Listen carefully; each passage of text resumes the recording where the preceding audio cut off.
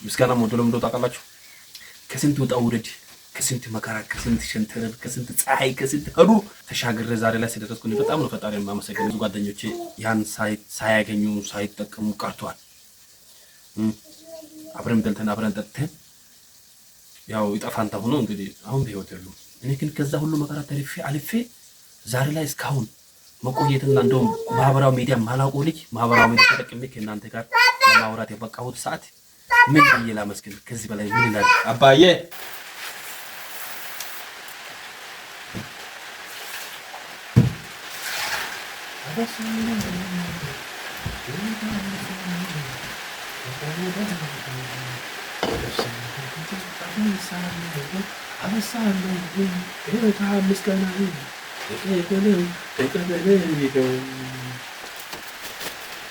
ነፍሴን በፊቴ አፈሳለሁ ጌታ ምስጋና ተቀበለኝ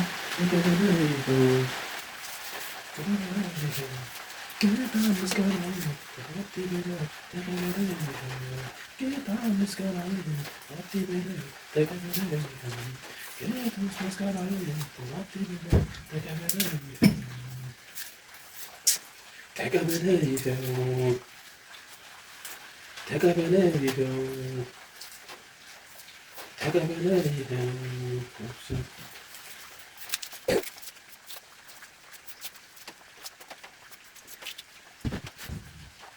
ጌታ ምስጋና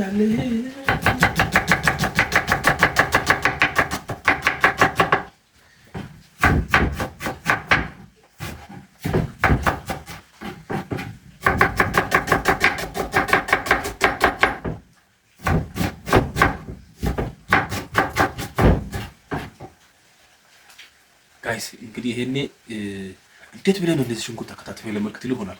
ምክንያቱም ኑሮ ማስተምረው ነገር የለም፣ ህይወት ወጣ ሁለት የሚያስተምረው ነገር የለም። ብዙ ነገር ያስተምራችኋል። ስለዚህ ጠንክሩ፣ ለራሳችሁ ሁኑ ሰዎች ነግራችኋለሁ።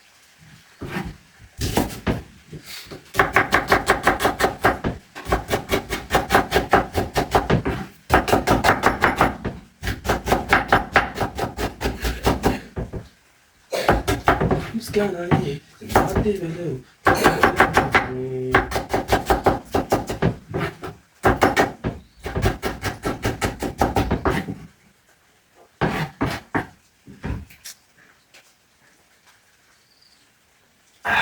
ምክንያቱም ማለት ነው ለራሴ ካልሆንክ ሰዎች ያሾፉባችኋል፣ ራሳቸውን ከፍ ከፍ ያደርጋሉ። ምክንያቱም በእጃቸው ነው የምጠብቁት፣ ከእነሱ ስር ናቸዋ። ስለዚህ ራሳቸውን ሁኑ። የትም ቦታ የትኛውም ደረጃ ላይ ብትሆኑ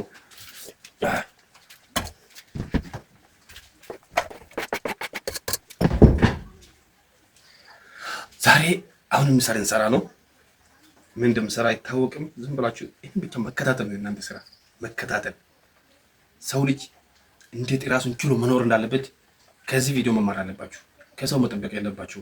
ምክንያቱም አንዳንድ ጊዜ ሴቶችም ይሁን ትንሽ ሙያ ያላቸው እውቀት ያላቸው ጥባር ይለፋሉ። እኔ ካላረኩለት ወይም እኔ ከሌለው ያለኔ ዋጋ የለም የሚል አስተሳሰብ አላችሁ። በተለይ ሴቶች እንደዛ አስተሳሰብ አላችሁ። ምክንያቱም ሙያ የሌለውን ወንድ ወይም ራሱን የማይችል ወንድ መጨረሻው ነው የሚባለው ማለት ነውና ስለዚህ ይሄን እንዳትባሉ እናንተ የራሳችሁን ሁኑ።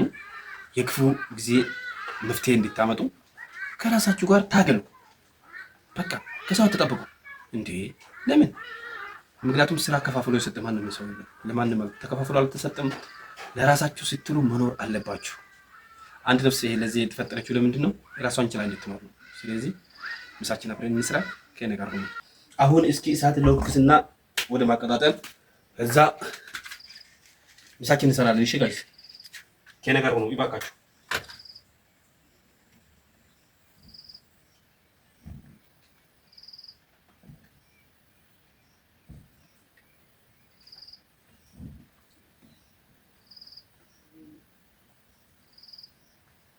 ይሄን ማቀጣጠል ትንሽ ይቸግረኛል። ይሄ ነገር ግን በዚህ በኩል ጭሱ እሳቱ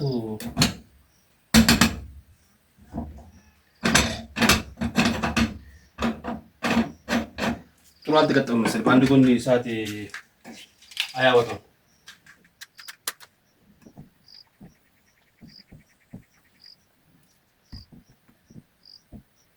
ይሄን መለኮስ ይቸግረኛል። ምን ይሻለኛል?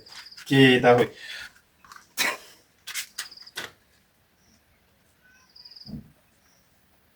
አያችሁ፣ ስታይል አላት። ከባድ ነው። ብቻ ያልተለማመድኩት ነገር ይሄን ብቻ ነው። ሰዎች ከዚህ ነገር ጋር ብቻ ነው ያልተለማመድኩት።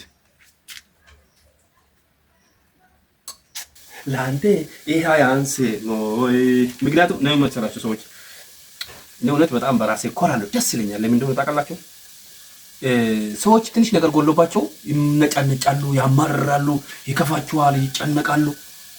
እኔ ግን አልጨነቅም። ለምን ለዚህ በቃሁት ፈጣሪ ይመስገን። አንደኛ እስከ ዛሬ ድረስ በሰላም በጤና የቆየቱም ተመስገን ማለት አለባችሁ። ምክንያቱም በሰላም በጤና ባትቆይ ኖሮ ይሄን ላይ አትደርሱም ነበር። የጭንቀት ቀንም አትደርሱም ነበር። የመከራ ጊዜም አትደርሱም ነበር። የደስታ ጊዜም አትደርሱም ነበር። ስለዚህ ለዚህ ሁሉ ያደረሰን ፈጣሪ መጀመሪያ ተመስገን ነው። መከራ ውስጥ የምትሆኑ ተመስገን በሉ። እውነትን ነው። እና አሁን አንዳንድ ሰዎች ይሄንን እንዴት ነው ማድ ቤት ወይም ኩሽና ለኩሽና ሽንኩርት አከታታይ ላይ ወጥ መስራት ልትሉት ይችላላችሁ። ተከፍታችሁ ምን አይነት ወንድ አይደለም ይሄን ልትሉት ይችላላችሁ። ግን ይሄን እውቀት የሰጠኝ ሙያ የሰጠኝ ለዚያ በቃኝ ፈጣሪ ማመስገን አለብኝ። ምክንያቱም የክፉ ጊዜ ለራሴ ይሆናለሁ። ከሰው አልጠብቅም። ወንድ ልጅ ነው የቤት ውስጥ አይውልም። ይሁን ምግብ በሞላበት አካባቢ አይደለም የምሄደው። በረሃ ልትሄድ ይችላል፣ የሆነ ቦታ ልትሄድ ይችላል። ያን ጊዜ ምን ትሆናለህ? ይሄን ማወቅ አለባችሁ፣ ማሰብ አለባችሁ ብዬ ነው የማስበው። የራስ አሳሰብ ምን እንትን አላውቅም። ስለዚህ ተመስገን ብቻ ማለት አለባችሁ። ለራሴ አብስዬ መብላት እኔ ደስ እንደሚለኝ ምክንያቱም በሚጣፍጠኝ መልክ ስለምሰራ በጣም ደስ የሚለኝ። ምክንያቱም ይሄን ያስተማረኝ እናቴ ሳይሆን እናቴ አይደለችም ይሄን አስተማረች እንጂ ይሄን እውነት ለማውራት አላሳደገችም እንዳትሉኝ። መከራ ኑሮ ውጣ ውረድ ህይወት ነው ያስተማረኝ እንጂ ማንም አላስተማረኝም። እንዴት ማድረግ እንዳለብኝ ከሰው እያየሁ ኮፒ በእይታ ብቻ ነገሮች ማንሳት ያለባቸውና ከዚህ አንፃር ስታስቡ ማለት ነው ስትኖሩ ሁሌ የተደላ ኑሮ የለም። የተደላ ኑሮ ስለሌለ እናንተ በራሳችሁ ነው ነው በራሳችሁ ነው። ከዚህ በላይ እኔም የምመክራችሁ ነገር የለም። አሁን ወጡን ዝም ብለን እንስራ። እዩት የእናንተ ቤትሻ ማለት ነው። ይሄ እንኳን ነው 2 ሳምንት እንኳን አልሆነም ከተገዛ 2500 ነው 2700 አካባቢ። ይሄው መጥበስ አለ፣ መቀቀል አለ። በቃ እንዴት እንደምታደርግ አይታወቅም። ጮፍጮፍ ነው አይደል? አለቀ እንግዲህ። ሌላ ዘይት ደግሞ ለኛ ቤት አይመችም። በእውነት ለማውራት ከኦማር ውጪ ሌላ አንጠቀምም። ለጤናችን ይሄ ነው የሚመቸውና እናንተ ቤትሻ እንደዛ ነው።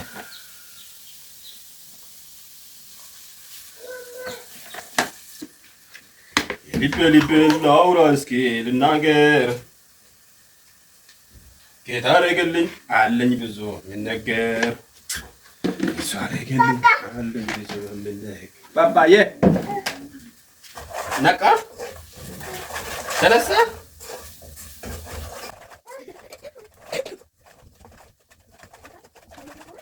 ጌታ አደረገልኝ አለኝ ብዙ የሚነገር ሲያደርግልኝ አለኝ ብዙ የሚነገር የኔ ወዳኔው የኔ የራሴ መደቂያዬ እሱ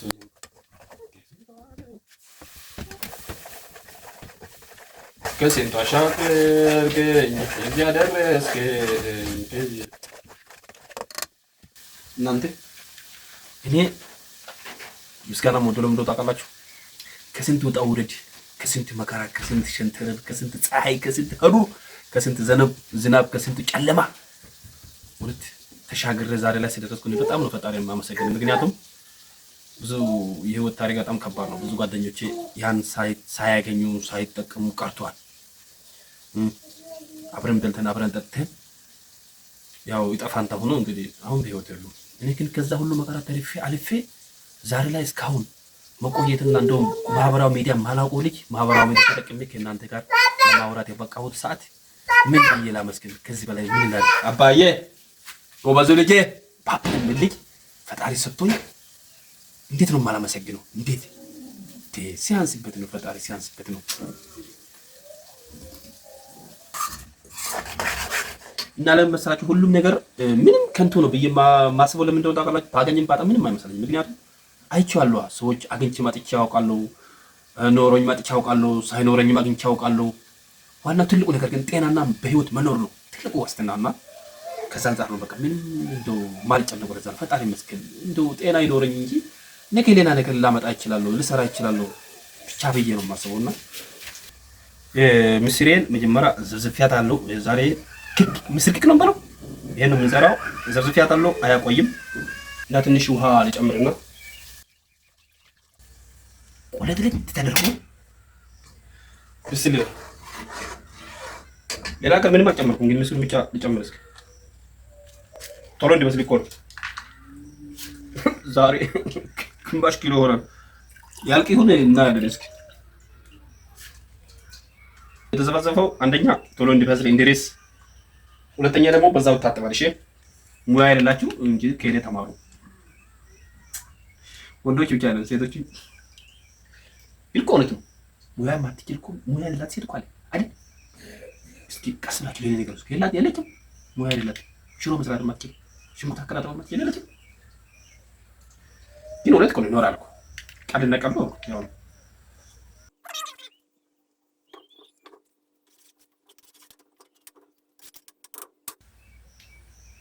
ይሄው እኔው እንግዲህ ምን እንደምመስል ዋው! ይሄ አሁን ይሄ ሙያተኛ ነው ወይ ሼፍ ነው ወይ ምንድን ነው ባለው? እስኪ ተመልከቱ። ይሄ ነው መሰለ አሰራር ዋው! እሺ ነጭ ሽንኩርት እንጨምር። ነጭ ሽንኩርት ለምንድን ነው ምንድን ነው ባለው? ኧረ ተናገሩ። ለእንትን ብቻ ነው የሚጨምረው እንጂ ብዙ አልፈልግም። ሙያተኛ ማለት አቁላልቶ ሲያጣፍጥ ነው እንጂ በቅመማ ቅመም ማብዛት አይደለም። አሁን ብስል እስኪ ጋይስ ዋው! ወይ በርበሬ አልበዛ ወይ ዘይት አልበዛ፣ አቤት የተመጣጠነ የሚባለው ነው። እና ይብሰልና ለመብላት አብረን እንገናኝ። እሺ አብረን ነው የምላ አብረን አይደል ሰራን አብረን ነው የምላ። እሺ እና ቪዲዮአችንን ላይክ ሼር እያደረጋችሁ ይባካችሁ አበረታቱኝ። ሰብስክራይብ እያደረጋችሁ አበረታቱኝ። ተመልከቱልኝ፣ ቪዲዮን እዩልኝ ባካችሁ ወዳጆቼ። እንወዳችኋለሁ፣ አከብራችኋለሁ። ስለምትመለከቱኝም ግን አበረታቱኝ። አሁንም ተጨማሪ እያያችሁ ኃይል ሁኑኝ፣ ጉልበት ሁኑኝ። እሺ ከዚህ ወጥ ቤትም አውጡኝ ከፈለጋችሁ ከቻላችሁ ማለት ነው። ካልተመቸዋችሁ ከዚህ አውጡኝ። የተሻለ በዘመናዊ ስታይል ይሁን ወይም በሰራተኛ እንዲሰራልኝ ከዚህ ወደ ተሻለ ህይወት ደረጃ አሸጋግሩኝ። እወዳችኋለሁ። ደህና ሁኑ ጋይሶች። አንዳንዴ ሳስብ ማለት ነው በማድረገው ነገር ይጠቅመኛልም ስሰራም ደስተኛ ነኝ ወይም ቢያስደስተኝም አንዳንድ ደግሞ ስመለከት ሳስብ በጣም ያስጠለኛል፣ ይጨንቀኛል፣ ብዙ ነገር እንዳስብ ያደርገኛል። ምክንያቱም ለምን መሰላችሁ? አሁን እነዚህ ልብሶች ማለት ነው የዛሬ 3 ቀን ምናምን ነው የተቀመጡት። የህፃኑ ልብስ ማለት ነው የሚያጥብ ሰው ነው ይኸው ከነ ህፃኑ ሽንት ከነ ህፃኑ ቆሻሻ ተከምሮ ነው ያለ። እሺ ታለማን ነው የምጠብቀው? ዝም አሁን እንግዲህ 3 ቀን 2 ቀን ሙሉ ጠበቁት። እዛው ተቀምጧል፣ ዛሬም እዛው ተቀምጧል። እሺ ምንድን ነው መሆን ያለበት? ማን ያደርጋል? ሲያይ ለአይን ያስጠላል። ይወጣ ወርቁ ለቃቅም ነው እዚህ ጋር ጨመርኩት። ስለዚህ አንዳንዴ ሲበዛ በጣም ነው የሚያስጠላና ምን እንደማደርግ ራሱ ግራ ይገባኛል። እንዳላረግ ለእይታ ያስጠላል። ህፃኑ የሚለብሰው የለም። ሳደርግ ደግሞ ሁሌ እገሌ እያደረገ ነው እየተባልኩ እየተጠበቅኩ ነው መሰለኝ አሁን ስረዳ ማለት ነውና ምን እንደምለው ራሱ አላውቅም። እኔ አንዳንዴ ህይወት እንዴት እንደሚያስጠላኝ ሳስብ ማለት ነው። ይሄ ህይወት ቢቀርስ የሚል ሀሳብ ራሱ አለኝና ግን ደግሞ እንዴት ወዴት ይሄዳል ወዴት ይሸሻል የሚል ጥያቄ ደግሞ ይጭርብኛል። እና ነገሮች ሲታረቁ ጥሩ ቢሆንም ሲበዛ ያስጠላል። ሲበዛ መተጋገዝ እንዳለ ቢሆንም ሲበዛ ያስጠላል። መተሳሰብ ከሌለ መተጋገዙ ትርጉም የለውም። እንግዲህ ያው 3 ቀን ሙሉ ዝናብ እየጣለበት እየበሰበሰ የራስህ መች እንደምታጠመጣው